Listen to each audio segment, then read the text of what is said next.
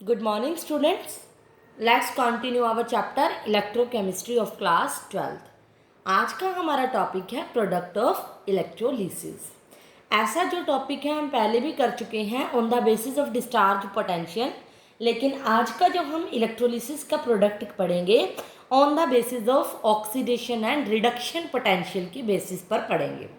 On the basis of potential भी कह सकते हो आप. वो पोटेंशियल कौन सा है? रिडक्शन एंड ऑक्सीडेशन पोटेंशियल के बेसिस पर. अब जैसे कि मैंने उसमें बताया था ऑक्सीडेशन और रिडक्शन पोटेंशियल की वैल्यू यहाँ पर भी गिवन होगी जैसे कि पहले डिस्चार्ज पोटेंशियल की गिवन थी. फॉर एग्जाम्पल मैं आपको कोई भी एक एग्जाम्पल लेके बता रही हूँ. CuBr2 एक्वस है. अगर एक्वस है तो मीन्स वाटर के अंदर क्या है? डिजॉल्व है. वाटर के अंदर इसका सोल्यूशन है. इसका मतलब यहाँ पर हमारे पास CuBr2 प्लस वाटर दो तरह के कैटायन और दो तरह के एनायन होंगे. CuBr2 को जब हम डिसोसिएट करेंगे तो बनेगा copper 2 positive plus 2Br negative बन जाएगा. और वाटर को हम करेंगे तो वाटर क्या बनाएगा? मतलब कॉपर ने क्या दिया? कॉपर 2 पॉजिटिव देता है और ब्रोमीन नेगेटिव देता है. मीन्स इसी तरह वाटर भी क्या देता है हमें पता है, H पॉजिटिव और OH नेगेटिव देता है. बट एक्चुअल में ये रिएक्शन होती कैसे है? वाटर यानी कि ऑक्सीडेशन और रिडक्शन कैसे शो करता है, एक बार मैं आपको रिएक्शन बता देती हूँ. ये आगे सभी में काम आएगी आपके एक्वस के लिए. वाटर जब इलेक्ट्रॉन को गेन करता है यानी कि रिडक्शन जब होता है तो ये रिएक्शन करके बनाता है H2 प्लस में 2OH नेगेटिव यानी OH नेगेटिव आयन लॉस करता है. और वाटर क्या करता है? जब इलेक्ट्रॉन को लूज करता है यानी लॉस ऑफ इलेक्ट्रॉन जब करता है तो इसका क्या होता है? ऑक्सीडेशन. ऑक्सीडेशन करके यह half O2 plus 2H positive बनाता है यानी आयन कौन से प्रोड्यूस करता है? H positive. और इस केस में जब वाटर इलेक्ट्रॉन लूज करता है तो हाइड्रोजन प्रोड्यूस करने के साथ साथ जो आयन बनाता है वो OH नेगेटिव बनाता है. मीन्स H पॉजिटिव और OH नेगेटिव इस तरह से बनाता है रिडक्शन और ऑक्सीडेशन में. मीन्स आपको ये ध्यान रखना है कि वाटर का जब ऑक्सीडेशन हो रहा है या रिडक्शन हो रहा है तो रिएक्शन ये शो करनी है. अब हम बात कर रहे थे CuBr2 की. ये एक्सपेरिमेंटली आपको गिवन होगा कॉपर 2 पॉजिटिव का ई नोट ऑफ कॉपर 2 पॉजिटिव यानी रिडक्शन या ऑक्सीडेशन पोटेंशियल. अब मान लो मैंने कॉपर 2 CuBr2 को तोड़ा तो कॉपर 2 पॉजिटिव और ब्रोमीन नेगेटिव बन गया. वाटर को तोड़ा तो ये दो आयन बन गए. अब मुझे पता है कि कैथोड पे क्या होगी? रिडक्शन होती है और एनोड पे क्या होती है? ऑक्सीडेशन. अब मुझे ये देखना है कि इन कैटायन में से और इन एनायन में से कौन सा प्रेफरेबल होगा और कैथोड और एनोड पे जाएगा. रूल वही है जैसे डिस्चार्ज पोटेंशियल में था. अब रूल ये कहता है कि जिसका रिडक्शन पोटेंशियल ज़्यादा होगा वो कैथोड पे प्रेफर होगा, क्योंकि कैथोड पे क्या होती है? रिडक्शन होती है. कहता है कि जिस कैटायन का रिडक्शन पोटेंशियल ज़्यादा होगा उसकी क्या होगी? हमारे प्रेफर करेंगे कैथोड के ऊपर. और जिस एनायन का ऑक्सीडेशन पोटेंशियल ज़्यादा होगा, ऑक्सीडेशन पोटेंशियल ज़्यादा होगा उसको हम प्रेफर करेंगे एनोड पे. क्लियर हुआ? कैथोड पे क्योंकि क्या होती है? रिडक्शन. जिसका कैटायन का दो कैटायन में से उनकी वैल्यू दे रखी होगी रिडक्शन पोटेंशियल जिसका ज़्यादा वो कहेंगे हम कैथोड पे आएगा, और जिसका ऑक्सीडेशन पोटेंशियल ज़्यादा आएगा वो हम कहेंगे एनोड पे आएगा. अब जैसे एग्जाम्पल देखेंगे CuBr2 का, तो ऐसा देखा गया कि जो रिडक्शन पोटेंशियल था कॉपर 2 पॉजिटिव का और वाटर का, कॉपर 2 पॉजिटिव का भी और यहाँ मैं लिख लेती हूँ वाटर का, एक्सपेरिमेंटली ऐसा देखा गया कि कॉपर 2 पॉजिटिव का रिडक्शन पॉइंट पोटेंशियल था 0.34 वोल्ट प्लस का, और इसका जो रिडक्शन पॉइंट पोटेंशियल था -0.83 वोल्ट था. तो अब मैंने क्या कहा? रूल क्या कहता है? जिसका रिडक्शन पोटेंशियल ज़्यादा है. किसका ज़्यादा है? कॉपर का. इसका मतलब कैथोड पे कौन प्रेफर होगा? कॉपर. और अपने को पता है कॉपर 2 पॉजिटिव है क्योंकि कैथोड पे भी है तो इलेक्ट्रॉन को गेन करेगा. इलेक्ट्रॉन गेन करने के बाद कॉपर सॉलिड में कन्वर्ट हो जाएगा. इसी तरह एक्सपेरिमेंटली ऐसा देखा गया ई नोट ऑफ रिडक्शन ऑक्सीडेशन जो पोटेंशियल था वो ब्रोमीन नेगेटिव का भी और वाटर का भी देखा गया। ऐसा देखा गया कि ब्रोमीन का जो ई नोट था वो कितना था -1.08 और ई नोट ऑफ वाटर का कितना था -1.23। और हमें पता है नेगेटिव में जो वैल्यू जितनी छोटी होती है उतनी बड़ी होती है, यानी नेगेटिव में 1.23 नंबर क्या है वैसे बड़ा है और यहाँ पर 1.08 क्या है छोटा है। तो ये छोटा नंबर नेगेटिव में है तो बड़ा हो जाएगा, यानी कि इन 1.08 में और 1.23 नेगेटिव में कौन बड़ा होगा ये।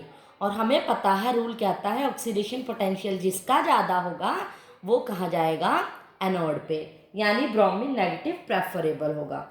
और हमें पता है जब ब्रोमीन नेगेटिव प्रेफरेबल होगा वो इलेक्ट्रॉन लूज करेगा, Br2 है तो 2 इलेक्ट्रॉन लूज करेगा, बैलेंस करके ये हो जाएगा। टोटल रिएक्शन क्या होगी, एक ये और एक ये, copper 2 positive plus 2 Br negative, क्या हो जाएगा इलेक्ट्रॉन से इलेक्ट्रॉन कैंसिल, कॉपर प्लस क्या हो जाएगा Br2। इसको हम लिखते हैं रिएक्शन के अकॉर्डिंग Br2 नेगेटिव, क्योंकि जो ब्रोमीन होता है Br2 में एग्जिस्ट करता है। तो ये हमारी हो जाएगी ओवरऑल रिएक्शन। तो मेन पॉइंट इसमें ये था, इस तरह के क्वेश्चन आप पहले भी कर चुके हो डिस्चार्ज पोटेंशियल पे। मेन जो फंडा था वो यही था रिडक्शन और ऑक्सीडेशन पोटेंशियल का। जिसका रिडक्शन पोटेंशियल ज़्यादा वो कैथोड पर जाएगा, जिसका ऑक्सीडेशन पोटेंशियल ज़्यादा वो एनोड पे जाएगा। अगर बात ये क्वेश्चन थे जब हम इनर्ट इलेक्ट्रोड की बात नहीं करते। अब मैं ऐसा आपको एग्जांपल दे रही हूँ कॉपर सल्फेट का यूजिंग इनर्ट इलेक्ट्रोड। अगर मैं कहती हूँ कोई इनर्ट इलेक्ट्रोड है या फिर प्लेटिनम इलेक्ट्रोड है तब आप क्या करोगे, मीन्स कोई भी ये बातें तो तब हमने तब की ना, कॉपर सल्फेट का जब इनर्ट इलेक्ट्रोड को यूज़ करा, कोई भी एग्जांपल था कॉपर Br2, सेम इसी तरह से आप खुद सॉल्व करके देखोगे, ये उसी तरह ही है बिल्कुल, इसमें कोई भी डिफरेंस नहीं है। लेकिन कई बार क्या आ जाता है, अगर यही कह दे कॉपर सल्फेट का यूजिंग क्या करो, इसी का इलेक्ट्रोड, कोई मेटल का इलेक्ट्रोड, मान लो कॉपर का ही इलेक्ट्रोड ले लिया इसने, तब आप क्या करोगे। कॉपर सल्फेट का जब हम इलेक्ट्रोलिसिस कर रहे हैं और इलेक्ट्रोड कौन सा ले लिया, कॉपर का, ये तो वही सेम तरीका है, क्योंकि इनर्ट इलेक्ट्रोड में क्या होता है, इनर्ट का मतलब होता है नॉन रिएक्टिव इलेक्ट्रोड, जो रिएक्शन में डिस्टर्बेंस नहीं करते, इसका मतलब कोई इन्वॉल्वमेंट नहीं होती। तो सेम प्रोसीजर जो मैंने पहले बताया है वैसे ही होगा। लेकिन जब इलेक्ट्रोड किसी मेटल का होगा, कॉपर सल्फेट में मान लो कॉपर का ही है, तब आपने एक बात ध्यान रखनी है, कुछ भी करने की जरूरत नहीं है, तब आपने ये ध्यान रखना है वही मेटल ऑक्सीडेशन भी करेगा और रिडक्शन भी, यही रूल है। इसकी जो डिटेल है, इसका रीज़न हमारे सिलेबस में नहीं है इतना, बट हमें जस्ट इतना याद रखना है, क्योंकि ये भी रिएक्शन में उस टाइम पे इन्वॉल्व हो रहा होगा, यही ऑक्सीडेशन करेगा और यही क्या करेगा, रिडक्शन। यहाँ पर क्या ये भी हो, एक्वस भी हो, कॉपर एक्वस की बात कर रही हूँ मैं, यानी वाटर भी तो होगा ना इसके साथ। लेकिन अगर इलेक्ट्रोड इनर्ट नहीं है तो आपको बिना सोचे समझे क्या करना है, कॉपर का ही रिडक्शन कराना है और कॉपर का ही ऑक्सीडेशन। कैथोड पे रिडक्शन करा दिया और मैं ऑक्सीडेशन कराऊंगी तो कॉपर 2 पॉजिटिव प्लस 2 इलेक्ट्रॉन होगा। तो ओवरऑल रिएक्शन लिखने की यहाँ ज़रूरत नहीं है, मीन्स उस केस में अगर कोई मेटल का इलेक्ट्रोड यूज़ किया जा रहा है एक्सेप्ट प्लेटिनम, इनर्ट के अलावा, तो उसी मेटल का ऑक्सीडेशन होगा और उसी का रिडक्शन। एक एक्सेप्शन इसके अंदर जो है, एक एक्सेप्शनल जो एग्जांपल दे रही हूँ मैं NaCl एक्वस का, बाकी रूल तो सभी सेम लगेंगे, कुछ नया टॉपिक भी नहीं है आपके लिए। एक्वस NaCl है, अब मुझे पता है NaCl को तोड़ूंगी तो Na पॉजिटिव और Cl नेगेटिव बनेगा, ऑब्वियसली वाटर को तोड़ूंगी तो H पॉजिटिव और OH नेगेटिव बनेगा। रूल हम वही फॉलो करेंगे, ऑक्सीडेशन और रिडक्शन पोटेंशियल जिसका ज़्यादा है। अब क्या है, कैथोड पे हम किसको लेंगे, जिसका ऑक्सीडेशन पोटेंशियल ज़्यादा होगा। एक्सपेरिमेंटली ऐसा देखा गया कि ई नोट ऑफ जो सोडियम था, सोडियम का रिडक्शन जो पोटेंशियल था वो -2.71 वोल्ट था, और ई नोट ऑफ वाटर का जो था -0.83 वोल्ट था। ज़्यादा किसका हुआ, नेगेटिव में जो वैल्यू कम होएगी यानी वाटर की। प्रेफर किसकी होनी चाहिए, ऑब्वियसली वाटर की ही होनी चाहिए। तो ऑब्वियसली होगी भी क्या, कैथोड पे कौन जाएगा, वाटर, और कैथोड पे हमें पता है रिडक्शन होता है, इलेक्ट्रॉन लेगा, वाटर लेने पर OH2 बन जाएगा और 2OH नेगेटिव। ये बात मैं आपको बता चुकी हूँ कि वाटर ऑक्सीडेशन और रिडक्शन रिएक्शन कैसे करता है। कैथोड पर हमारी बन गई ये रिएक्शन। बात आती है एनोड की।